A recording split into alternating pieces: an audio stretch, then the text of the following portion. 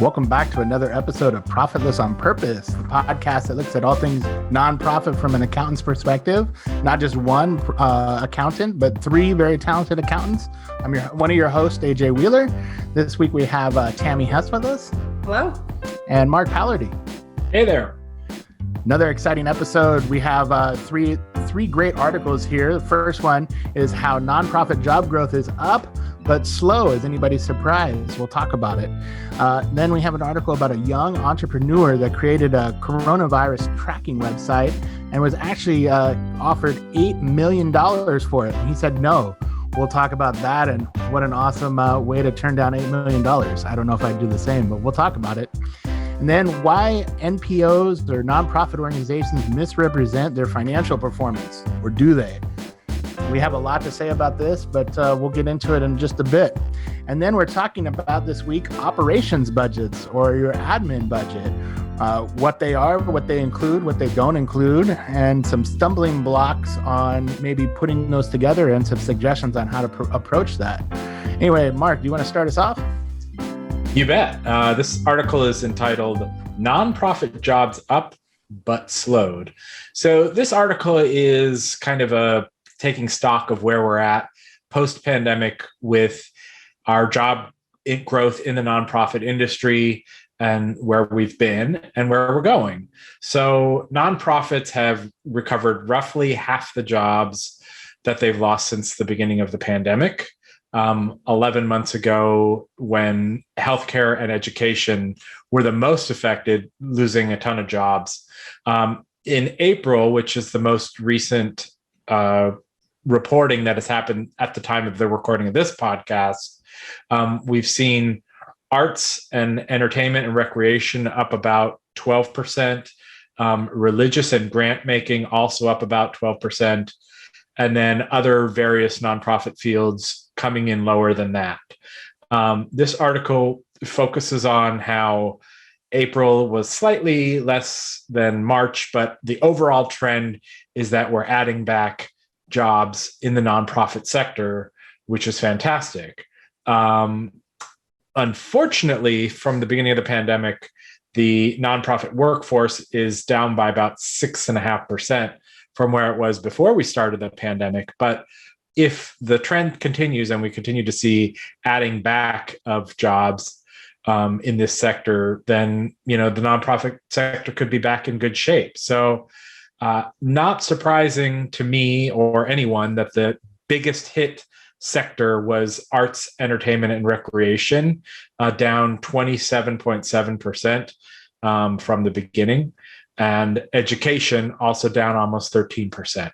I'm curious if my fellow prognosticators have some thoughts on the data here. Yeah, I thought it was interesting that they kind of gave a time frame or an estimate of when things are going to kind of bounce back to pre-pandemic levels. And from what the article said, it's on average probably about 18 more months of kind of the slow ramp up. And while that's a very long time, it seems like, in terms of a little over a year, but it is at least kind of hopeful and uplifting to see that there are some trends that are showing that it is growing and kind of getting back in terms of increased number of jobs, but it is much slower than, and I think anyone originally anticipated way at the beginning of all this. One thing I thought was interesting that the article didn't touch on was, and I'm like skimming the article now, are these jobs added or are they just available jobs? Because nationwide, we're looking at a situation where, like, especially in the restaurant industry, and I'll make the comparison here to the restaurant industry because of the lower paid, like server and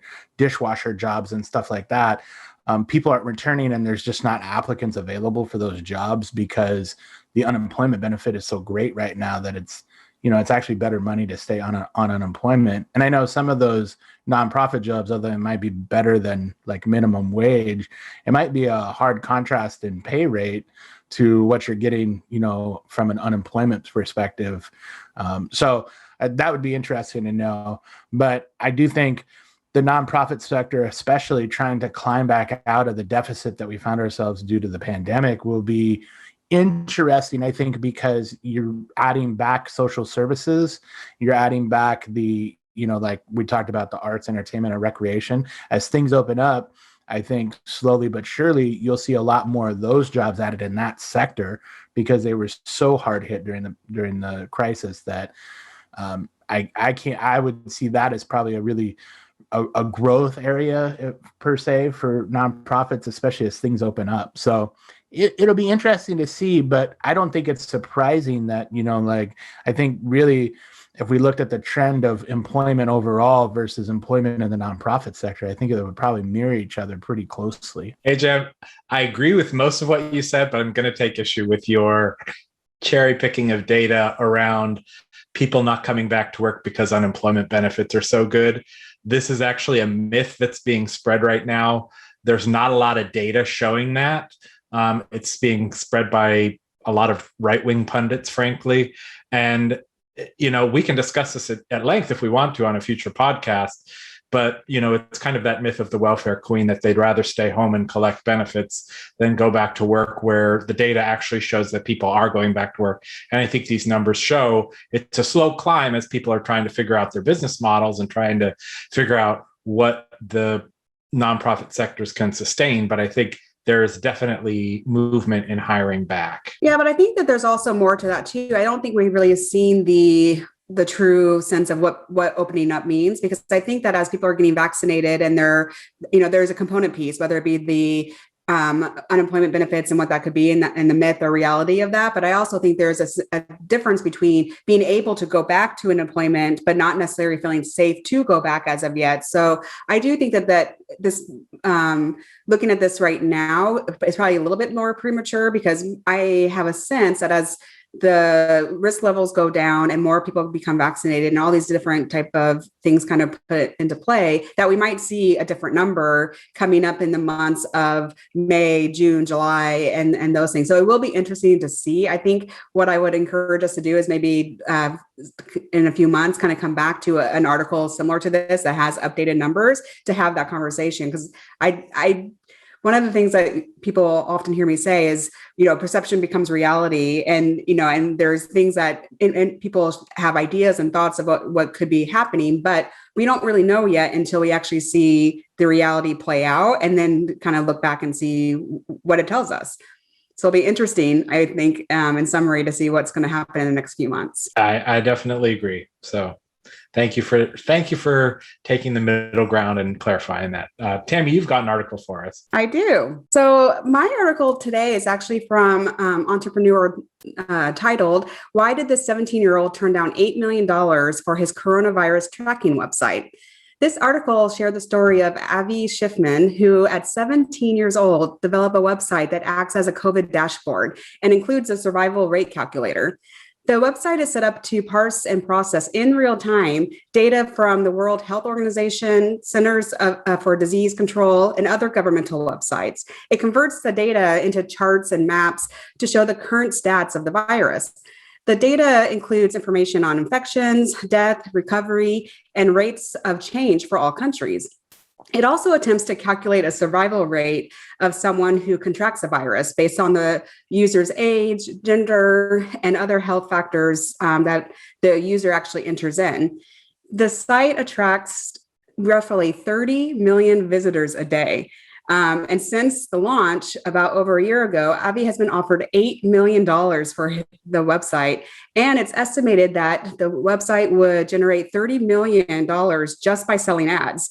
But this young entrepreneur has turned down all options, as he doesn't want to ruin the user experience with pop-up ads and trackers or things that may impact overall performance. Avi has stated that he is only 17 years old and he doesn't need the money. So he believes that he's doing something that's providing the government and health officials with information that they can use to potentially save lives. For him, that is better than money. And I really thought that this was an inspiring article. And just in terms of this young, individual who is thinking outside the box and is turning down $8 million for a concept that he developed kind of in his free time. Do you think that this is the type of giving that could increase over the years? Are there other examples of entrepreneurs thinking in this manner? Yeah, I think in the software space, you see a lot of like what's known as like open source software, Linux, being like the poster child as an operating system of open source software, where like something that is quote unquote free or a community makes, or, this happens to be one maker that's using this website and internet data to essentially web crawl and pull all that information together. But I think you do see that, and there's a long history, I guess, in software and computers where there's this like freeware, shareware, open source, whatever you want to call it, kind of movement to provide competitive, enterprise level stuff that to the community for free, that's open source. So you have the open sourceness of the code that you can then manipulate or add to or fix as a community. So I think there's a strong history behind that, and this kid's definitely following suit. I'm just amazed because at 17, I would definitely be selling ads and trying to reap the 8 billion or million or whatever it was, the number was in that article of money. So kudos to him to having the social awareness and a good heart, I guess, to say that he would allow this to continue to be ad free and run for that kind of service. And I'm sure, in his life, only being 16 or 17, he can use this going forward as, almost like he's already an entrepreneur and built a successful business, although be it for free, that he will probably have many more opportunities to make that kind of money in his life just because of what he's done so far. So from a marketing perspective, I think it's genius. And from a social standpoint, it's very heartwarming that somebody would do such a thing. Yeah, I love this article. And I think you guys nailed it. And I think this kind of brings back a lot of what we've talked about on this podcast about how when you're getting into the nonprofit space, you have to really do it because you're passionate and committed about something. And here's a kid who doesn't need to be taught that lesson. He found something where he could help the world, and he happened to be the one who arrived at the solution. And he even says in the article, I don't want to be a profiteer. I want people to be able to use this. And part of the reason he's not monetizing this and putting in pop-up ads is he realizes there's a lot of people in third world countries and places that have super slow internet where a pop-up ad might crash their computer or might restrict them from being able to get the data. So he wants to make this as clean and easy as possible. And it's like, talk about somebody whose heart is in the right place. And AJ's absolutely right. He can certainly use this later on if he wants to. He's already said, he probably can open some doors at some venture capitalists when they see the kind of mentality and energy he has towards building something. And, I just hope this guy's successful in whatever he does, because, he's a real good guy, a real Mitch, if you will. AJ, you want to bring us up with our third article of the day? Yeah, we got I'll state right now, I think this is going to be a contentious article for all of us to discuss, but let's get into it. Why do nonprofits report their financial performance? It's about manager pay, and why. And when you donate, your money often doesn't support the nonprofit's missions as much as it says it does. So what this article is relating to, and I think that we can start out with some, the kind of the thesis here. Nonprofits are big businesses. They employ 10% of the U.S. workforce, contribute 5% to gross domestic product. And that's according to a 2019 nonprofit employment report. Giving U.S. 2020 reports that nonprofits receive donor contributions of almost $450 billion with a B in 2019. But then he goes on to say that these donations may not be contributing as much to the nonprofit's primary missions as we think. That's because many nonprofits inflate the program ratio, which we'll talk about is the proportion of an organization's mission-related expenses to its total expenses used by charity rating agencies to evaluate a nonprofit's performance. And so what they're talking about essentially is how much of a organization's budget, foreshadowing there, is used on programs versus administrative costs, and how the administrative costs can suck when you hear, kind of 80 cents on every dollar is spent for, the mission-driven organization. That means that 10% or 20% of their budget, or 20 cents of every dollar, is used to support those programs through administration. And so when they're talking about why that is. They're talking about paying and attracting managers. Payment at nonprofits is on the rise, drawing a wider mix of managers driven by different motivators. And so they ran some experiments to find out what happened. And they did this research where they kind of, they had these managers paid at a certain dollar amount in the experiment, and then they were to divide their, their payment through the budgetings. And what they found was lower paid nonprofit managers on average valued and cared about their nonprofit's missions more than the higher paid group. And so they took this kind of interesting approach to this experiment and kind of ran with it. And that's the conclusion that they came with. So the next thing that they talked about is the misreporting of these funds. Researchers next studied misreportings. Study participants continued in their assigned roles as either donors or nonprofit managers. And manager would privately assign a program ratio, which determines the proportion of donor money the real life charity would actually receive. And then they chose to either honestly report it or inflate and misreport the program ratio to donors. And so what they said is they wanted to create a situation where participants acting as nonprofit managers have to make real decisions around financial reporting that have real outcomes for the chosen charity. So essentially they go through and they do this, and they found that the lower paid mission focused managers believe they had made a real sacrifice and can justify inflating the program ratio to potentially benefit the organization. But I'd like your guys' input on this. So it kind of goes through and ultimately found that penalizing the organization is more effective to deterrent to misreporting and lower paying nonprofits, while penalizing the manager is more effective in higher paying ones. Ultimately, how much nonprofit managers are paid not only influences why they misreport, but also how effectively discouraging the misreporting is. So I imagine our panel has some interesting takes on this, and I'd like to open it up. And I'll save my takes for after you guys get a chance to talk. I've been talking too long here, so I'll open it up, let you guys think about, or hear what you guys have to think about this article. Yeah, I had some fundamental issues with this article because it doesn't feel like it's that rooted in reality of what a nonprofit actually functions as.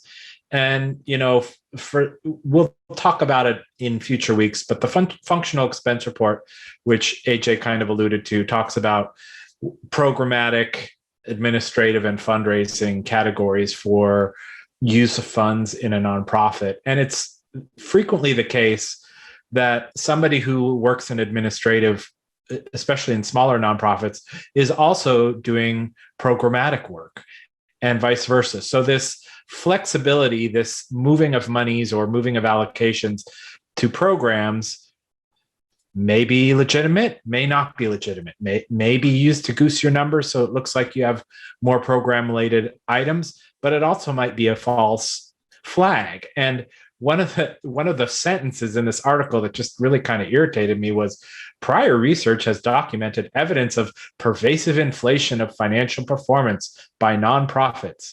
What does that mean? Like, financial performance by the IRS? Well, honestly, these guys aren't making profits. They're supposed to be pumping their money back into services. If it's going to manager salaries, are they actually performing some of the stated mission? Oftentimes, nonprofits are very personnel heavy because you want to have more personnel to carry out the mission. And there's often many nonprofits that are service oriented. So I'm not convinced by his article. The thing that absolutely rings true, though, is that if you make the pay equal, you're going to find people in the organization who don't care about the organization and are there for the pay. And if you lower the pay, you're going to attract people who are more attracted by the organization and by the mission. I mean, that just seems like common sense to me, but maybe I'm thinking about it incorrectly. Tammy, what are some of your thoughts on this? Yeah, I had a hard time with this article, and for a couple of reasons. I think the first one is it seemed like it was justifying the reasons why people potentially could misrepresent the numbers. And to your point, Mark, it could be something that actually isn't a purposeful, misleading type of situation, but people are playing different hats. And so that calculation could actually make sense, or it could be a mistake, or it could be in what the article is really kind of focused on. It could be trying to inflate it so that you have a better ratio to share with people and increase donations. It could be all of those things, but what kind of bothered me about this article is really focused on the pay of the managers and the type of talent you may get, which I think that there's different things that could happen there. You could, get maybe someone who doesn't understand the calculation, who doesn't understand the reporting process, who may feel like they are trying to get more for the environment or for the organization. So there's a lot of what if scenarios on there that kind of rub me the wrong way. What I did think was interesting in a way for them to maybe focus a little bit more on is we've talked a lot about trust and what trust is, and that the donors in most organizations are very trust value or based, and they put a lot of value in that. If it comes out that an organization has misrepresented their numbers on purpose, or that there is some type of weird, not correct processes that are going on, donors are going to react, and they're not going to react favorably on that. So I wish that, because they talked about, well, we should penalize the managers or penalize the organization. The organization will be penalized because donors will not stand for being lied to. And it breaks the trust, it breaks the values of the organization. So I'd be careful for a study like this. And I'm glad they didn't name names of, because I think that they referenced that this is on the rise and they had examples of organizations that have done that. I think that's very dangerous to throw that out there without being 100% certain, because the impacts of that are really severe. So one thing I don't think either of you have mentioned and really rubbed me the wrong way was, first of all, what they're showing as evidence is essentially a sociology or like a psychology experiment that happened with participants that I'm assuming aren't in a nonprofit space, and so they're having them represent what it's like to be a manager at a nonprofit. And essentially the way that they said they gave them their ratio of how much time to put towards program versus admin was, it was just given to them and that they could adjust it as given. Well, I can tell you that in a nonprofit, you can't just decide what the, in most cases, you can't just decide what the indirect rate allocation is. So you have direct expenses, and that should be documented by backup. So if somebody works 8 hours on a project, they better have a time card that's approved by a manager or somebody that shows that the time and effort spent being shown in dollars and cents on your as a direct expense for that program is correct. And that doesn't matter if it's the executive director of the organization working on a program, or it's, a lonely staff person, whoever it may be. You have to have direct evidence that they've worked in that program, especially if it's a governmental agency. And then when we're talking about indirect costs that are being billed to that program, especially if you have a contract with somebody, it is probably clearly stated what your indirect rate is on that. So it's not like you can just decide 30% of my indirect cost goes to this program because I feel like that's how much should go there. It is directly written into it. So for the fact that somehow in a nonprofit, you're able to manipulate how much indirect costs go into a program, I think that's blatantly false, to be honest, because if you're of any size in a nonprofit space, you're usually required to have an audit. And during that audit, they're going to look at your indirect rate calculation very closely. In fact, it's a matter of emphasis that was put on a couple of years ago on nonprofit audits. It needs to be documented how you do that.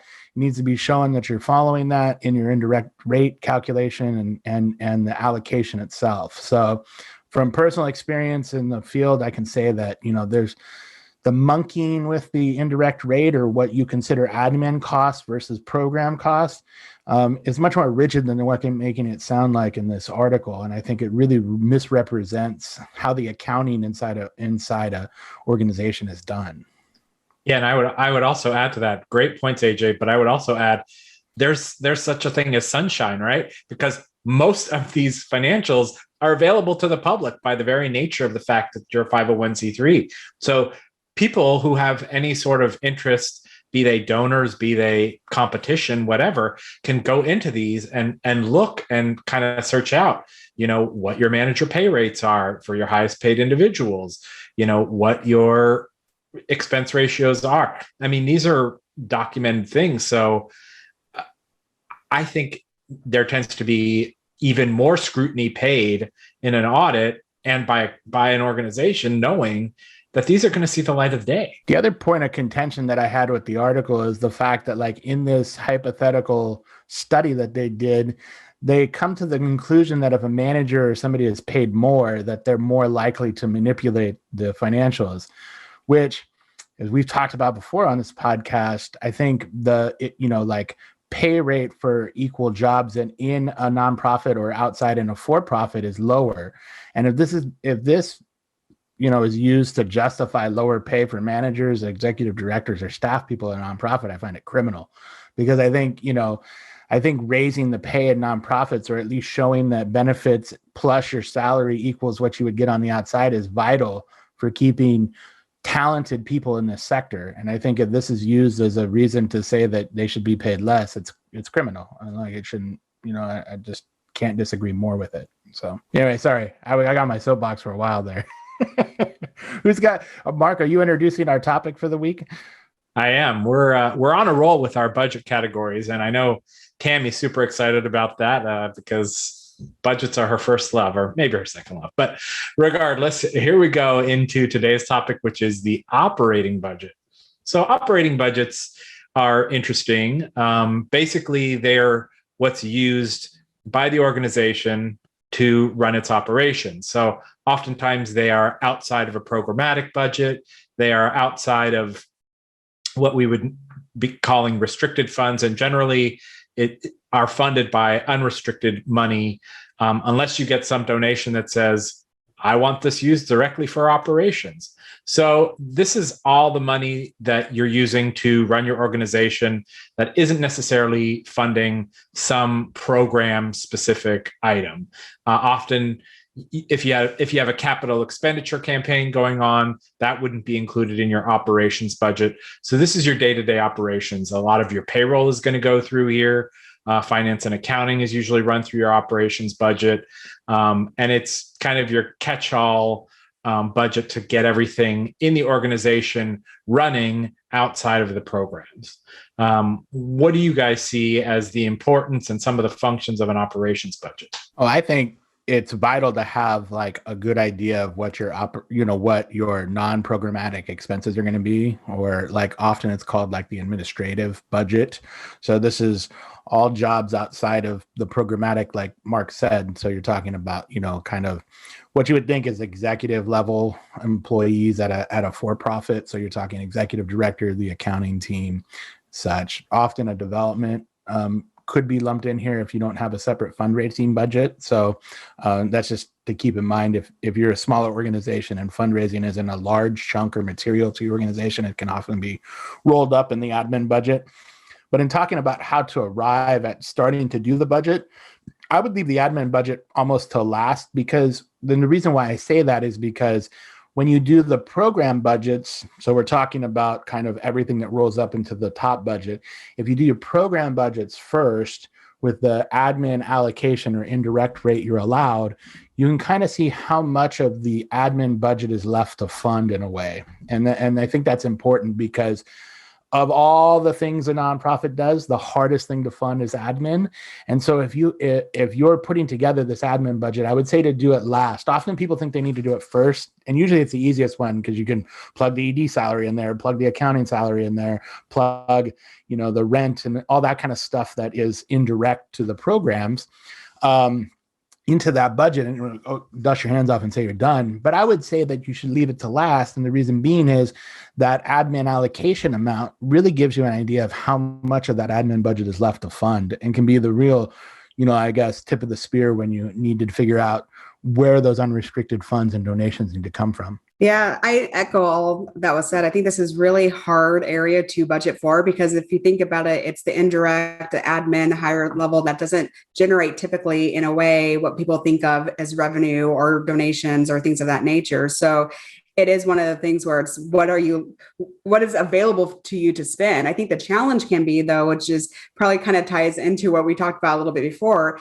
there's a hard part of saying, what does an organization, how should an organization run? How much does it actually cost to do this admin piece of it? Because there's going to be admin charges that may not actually correlate to what the program or a revenue or a grant has stated what your admin fee should be or charge should be. So you kind of have to look at it.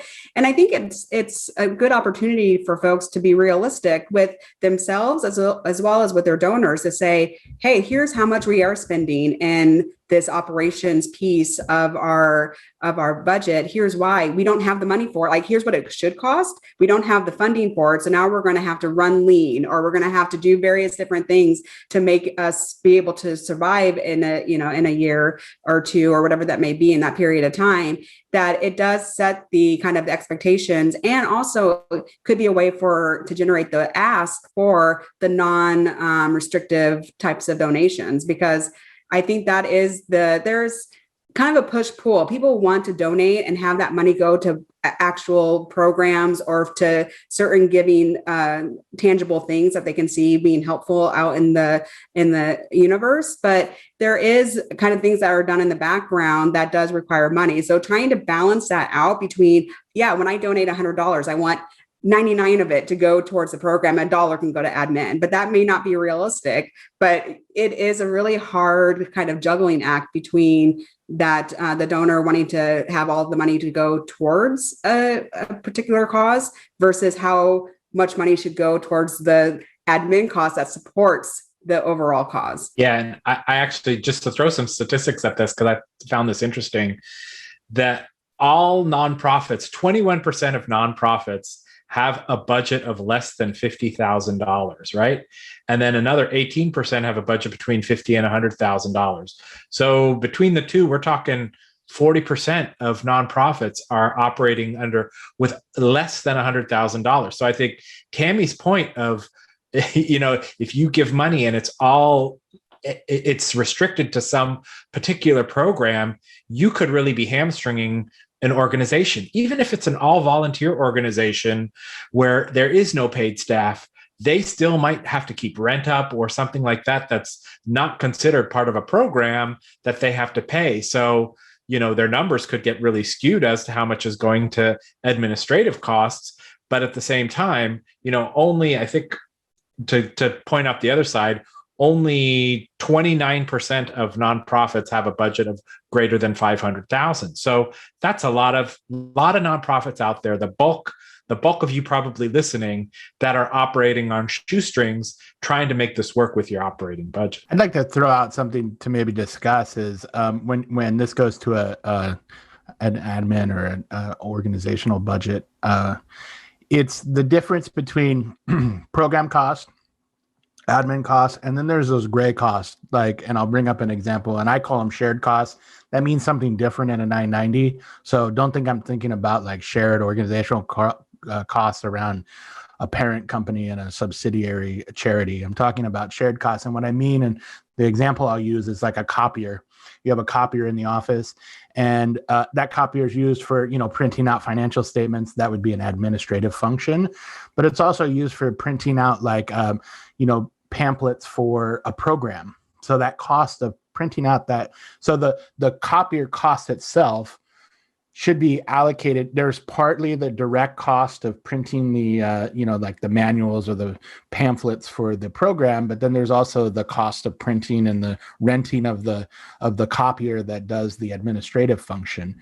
And so you should be able to quantify those copies that are made for the programs and sparse that out with the copier use. So often what I've seen is different copier codes used in an organization so that they know of the copies made this month, so many went to the program, so many went to admin, and they break apart the cost that way. And I guess I would like, maybe any insight into helping those out there that have those shared costs that are some of the cost, relate, and rent's another one like this, right? Some of the rent relates to the admin costs, and then there's certain parts of the building that are used for program costs. So what ways can they use to allocate those costs correctly across the budgets? Yeah, I think I ran into this when I worked at the museum because, we had property tax bills and things like that we would have to actually look at people working and how many hours they put in specific parts of the building, and then allocate the property tax based on, okay, well, the admin department is located there, but yet there is this much square footage for, building out exhibits, et cetera, et cetera. So they would actually take numbers of hours worked, square footage used specifically for one category, and then break that up with a complex calculation against the property tax bill for the year. So I think, the deeper you get and the more complex you get, you're absolutely right, AJ. You got to start thinking about how can we really drill down and make sure that these expenses that may be considered administrative expenses by some are parsed out correctly so that those expenses are getting allocated properly. And I think what you said too really makes me think of the fact that people need to review and be able to support their assumptions and calculations and all of those things. And in the review process, if something doesn't, smell right, it probably isn't right. So that being said, if an organization does say, oh, we only have 1% of admin, cost or that type of thing, I would look into that a little bit because that might meet my goal as a donor. Be like, yes, my $99 is going to program, my $1 is going here, but does that actually make sense? Probably not when you take into consideration that there are these various different things that are not allocated to budgets and maybe it should be higher. But I really think it's that transparency, the proper amount of time to really review the cost and be able to show where this information is coming from, how it's being calculated, because there are those things that what AJ is saying, that gray area that is totally appropriate to charge to a program or to charge to a administrative operating budget, but you just have to say what your assumptions were to arrive at that. So I think those are all good things. I think the other thing that I would just add to it is that the amount of time that this does take to do a budget, although it's not going to be 100% accurate, and that's not, a budget never is, a plan never is what's going to actually come out. It gives that guardrail and that idea of like, here's what we can expect, and then look into the reasons why things are different. AJ, what do you want to say? Oh, I was just going to say, I think, like you guys both brought up really good points, and I kind of wanted to distill it into for somebody that's listening, that's thinking about this, they're like, oh my gosh, I never thought of splitting my rent out or splitting, like the copier costs out. I would say the first place to look is like hours, time spent, by department, on those things is a really good way. Or like Mark talked about, if it's a physical location, using square footage and hours to kind of come up with a calculation for that. And, definitely, if you have a question about budgets or something, leave it in the comments or tweet at us at Profitless Pod, and we can kind of bring it up for discussion here. Maybe give you some advice on how to slice and dice those kind of costs when you're doing budgeting. I think it's, it is an almost, I don't want to call it an art form, but it is having the institutional knowledge to be able to pull the correct information to be able to, chop those gray area costs up to be able to parse out to each department and do it correctly. It is really having the experience to do so, because a lot of people just see it as an administrative expense, and it could be bloating your administrative budget unbeknowingly, where there are some program costs that you're just having to lump in because you don't have the experience or the data to be able to parse it out. So I think what we've learned here today is that operations is more than just a disturbing board game from the 50s. Thanks for joining us for another episode of Profitless on Purpose, the nonprofit focused accounting podcast.